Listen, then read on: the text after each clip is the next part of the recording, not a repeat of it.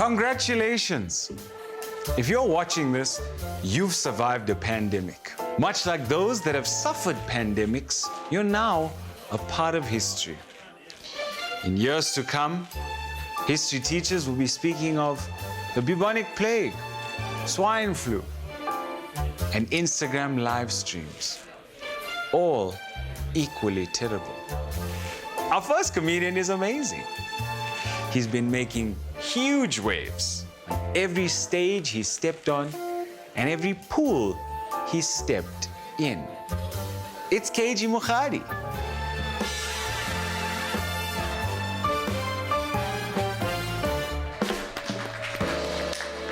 Yes!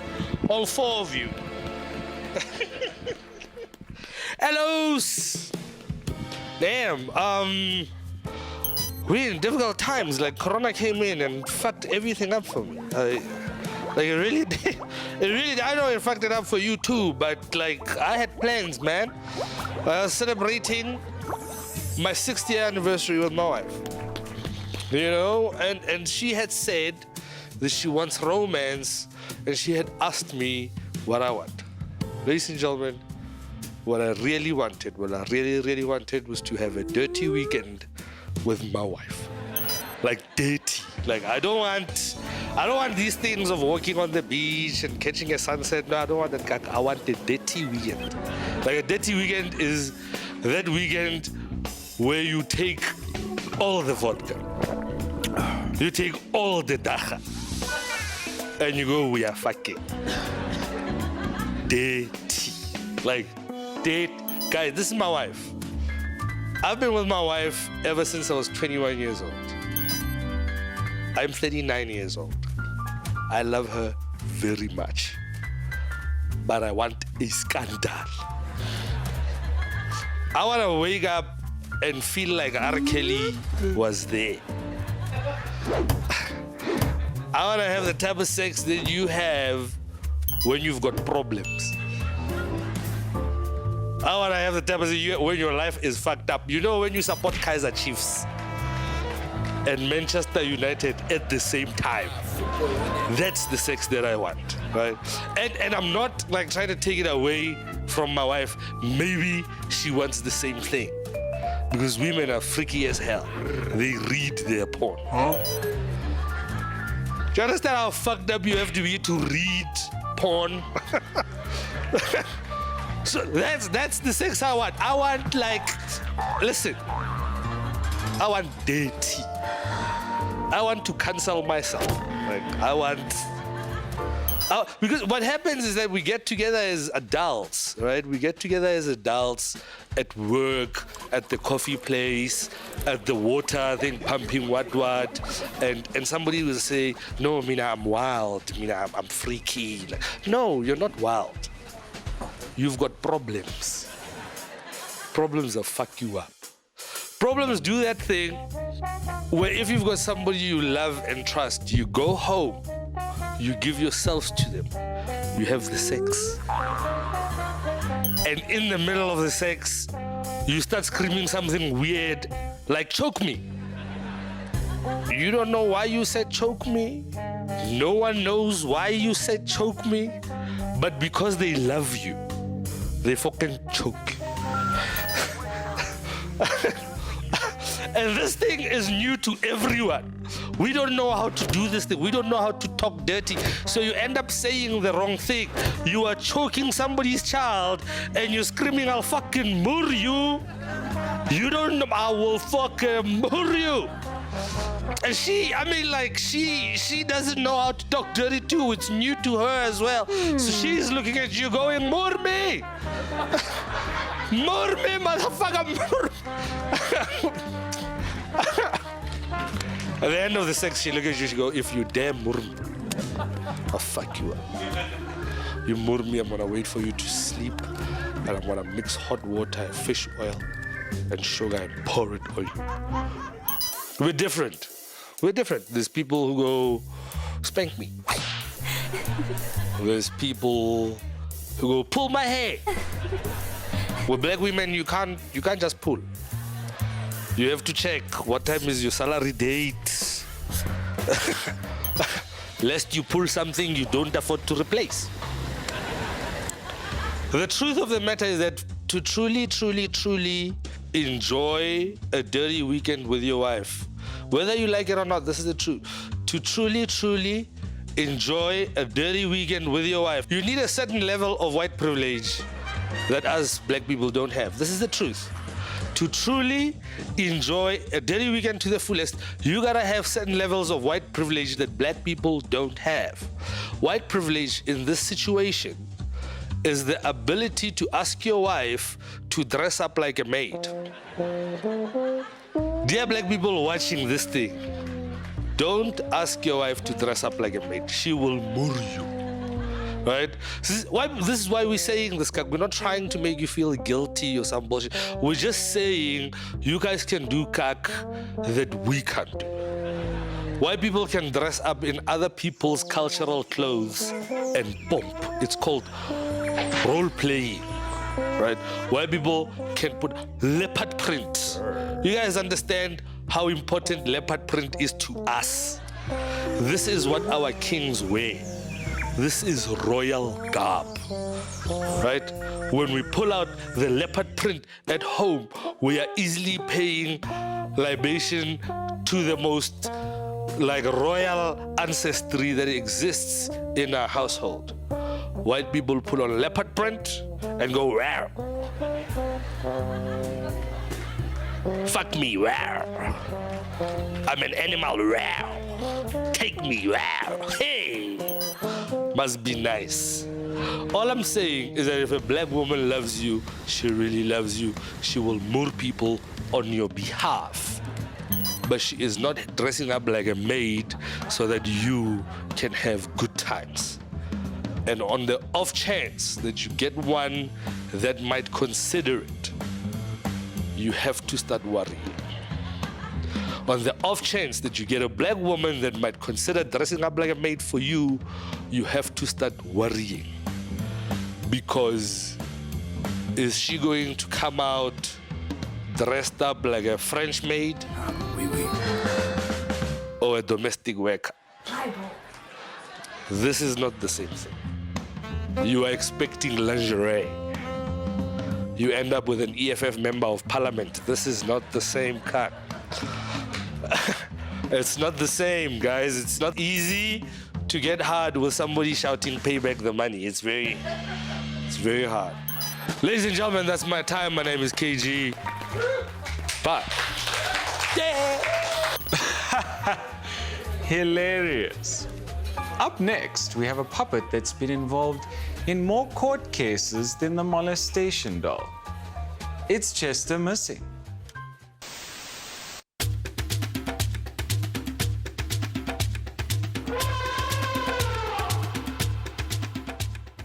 Hello, welcome to Helen Zilla's tour of Cape Town. I am Helen Zilla. I am in charge here. These are my bitches. I mean beaches. Beaches. Cape Town is the best city to live in Africa, unless you're black or Indian or colored. But for everyone else, it's the best.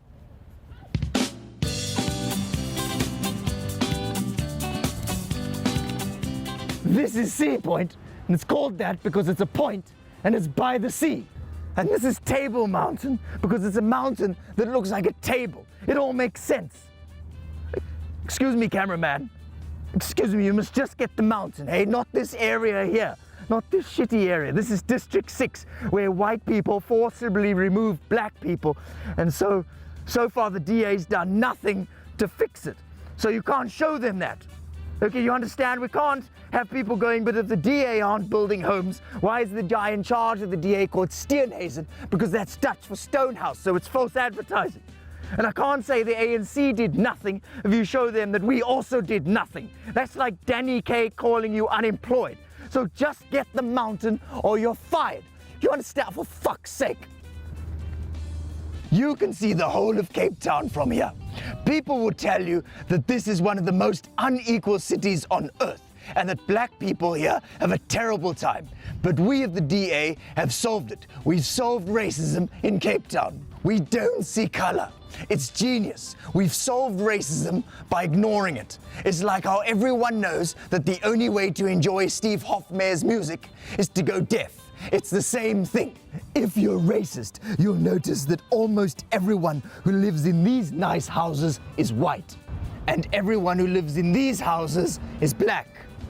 But I don't see color, so I didn't notice. It's like COVID-19. The fastest way to make sure we never have to see COVID-19 ever again is to wear your mask like this. You see, if you wear your mask like this too, you will never see anyone with COVID-19.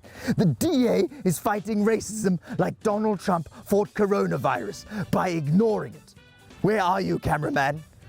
I know you're here somewhere. Where are you, you lazy? Oh, shit!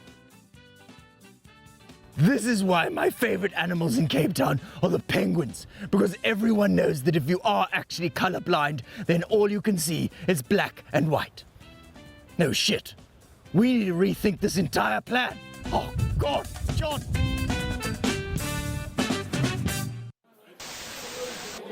Our economy was hit hard by COVID. I thought I was the only one that was affected, but turns out everyone was affected.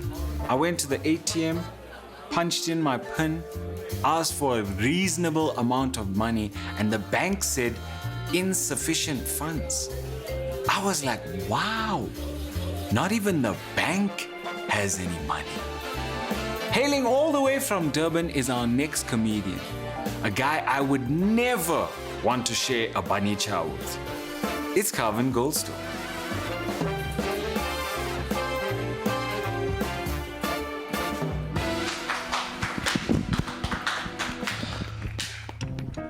Hello.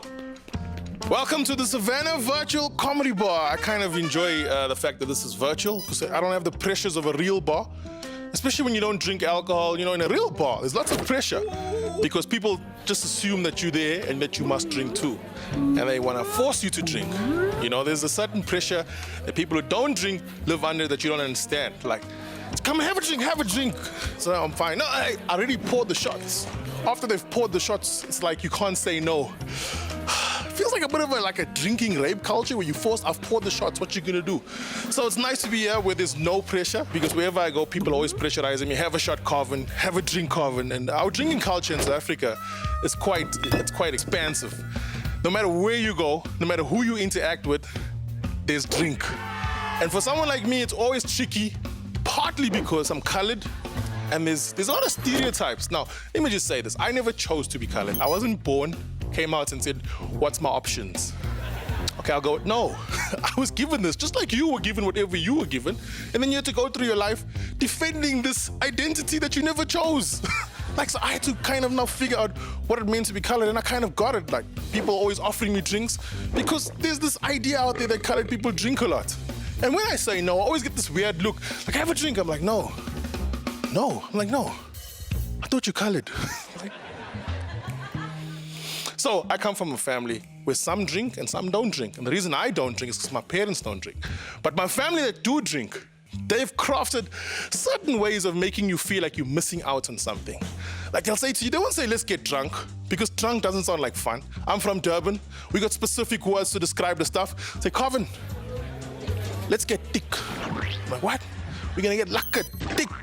I'm like, that don't sound like something I want to do.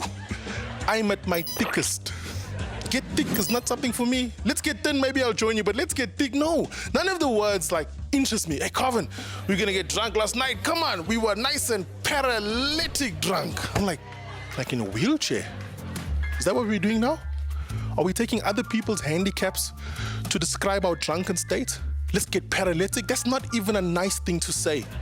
Because what are people in wheelchairs supposed to say when they get drunk? They can't be rolling around saying, yes, I was paralytic last night. I'm saying you must deal with that now. It's been a while. But they now also go down and choose someone else's handicap. Last night we were so drunk we were blind. We couldn't see where we were rolling.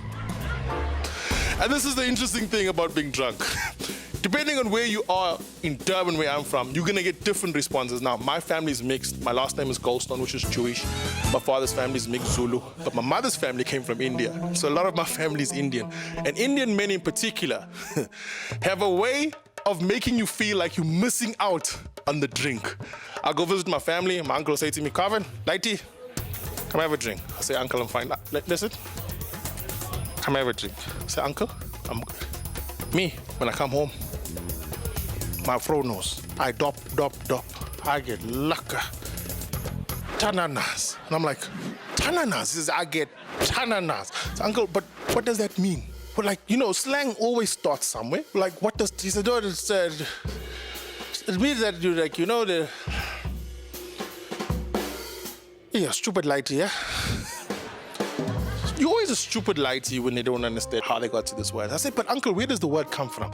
Colloquial language starts, who's the first uncle to come up drunk from the bar, walk in the house, and his wife was waiting for him there, in wife-waiting attire. You know what wife-waiting attire is? The night dress. You know the night dress? It's like a pinky color. It's usually got things on it, like maybe a teddy bear, I love you, happy things. You ever seen an angry nightie? Never. There's never like bombs exploding, knives. No, there's always happy things. The teddy bear's there, and the wife's saying, where you come from? But now she's angry, even the teddy bear's arms are folded. Yeah, where you come from? And he's usually standing there. Now, when men come home drunk, there's a few things they do. The first thing they do is try convince you that they're not drunk by focusing. So, where you come from? Understand? Drunk men are very focused because when you're drunk, you get blurry vision. So they're looking at their wife, but they see 2-3 people. And she's staring, what's wrong with you? You're fighting with me, and you brought your mother. If that doesn't work, the next thing to do is to try be convincing. I'm not drunk. What do you mean? I'm not drunk. Talking about? What you talking about? Talking to his invisible friends. I'm not drunk. You drunk. That doesn't work. There's only 2 things left. The first thing is to become very loving. No one's more loving than a drunk man. When his wife, what is wrong with you? You drunk again. But I love you, my baby. No, I love you. Never mind. What? They've only got one thing left after that. I don't know why I'm like this. I don't know why I hurt you like this, man. It's better I just die. I don't come back. She said, no, don't do that nonsense. Don't do that nonsense. You come home drunk and now you want to cry. First you want to act loving, now you want to cry. No, you must take responsibility. What is wrong with you?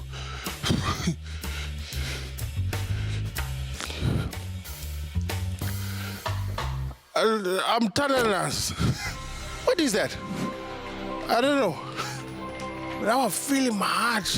She's like, no time for this nonsense. I'm going to sleep. And he stood there. Hey, what happened there? She was so angry. And then I said, I'm tananas. And then she went straight and sleep. I'm going to tell all my bras, hey, exact. When you come home late, just tune them, tananas. They get confused. They write straight and us. Now, one of the things that happens when you don't drink is that you eat a lot, as you can probably tell through your TV screen. Although I say that the screen adds on a few pounds.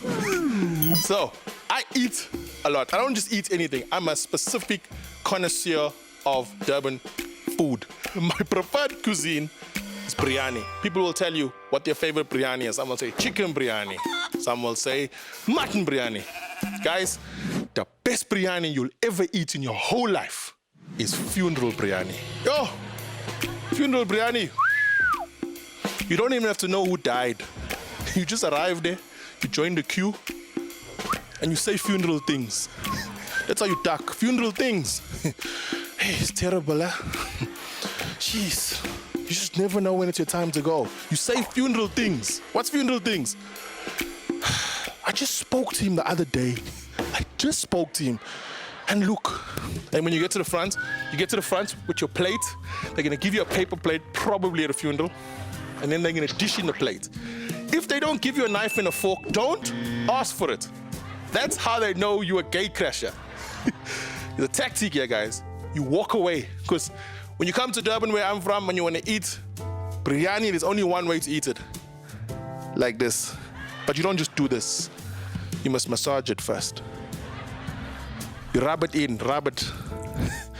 Some people are so professional, they can rub and talk at the same time. They'll talk to, hey, terrible, huh? Hey, the way people are dying.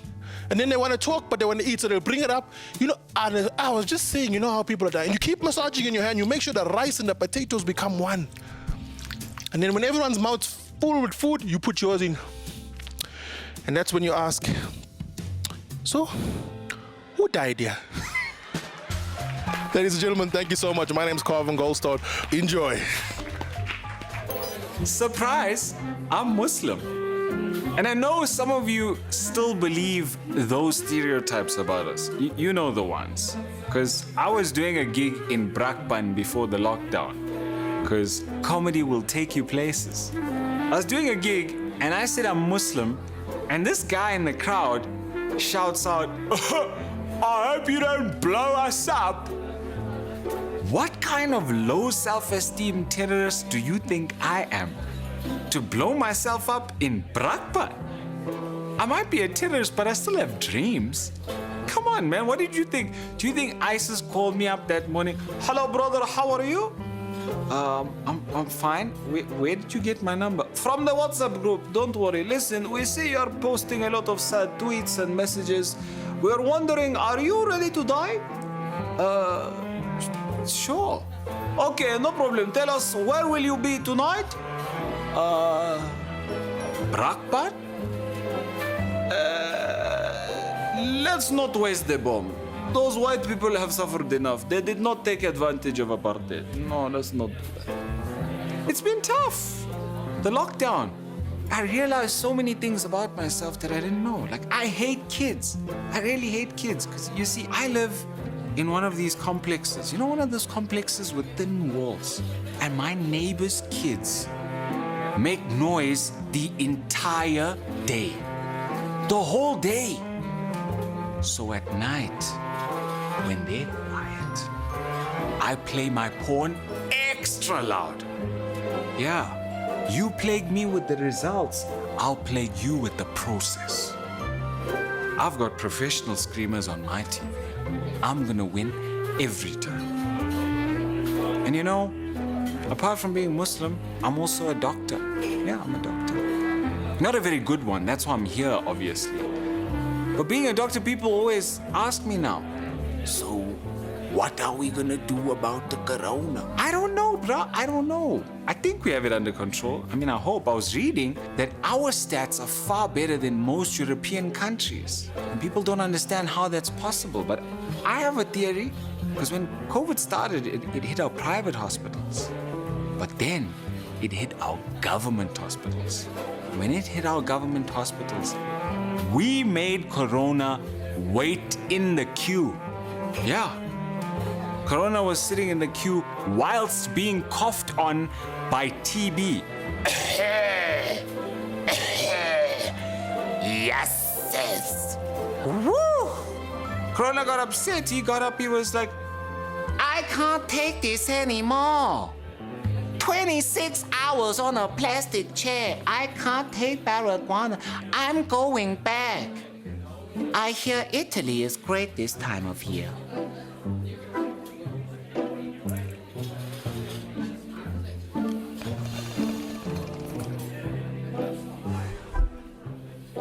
I've been Suhayl Essa. Thank you guys for watching.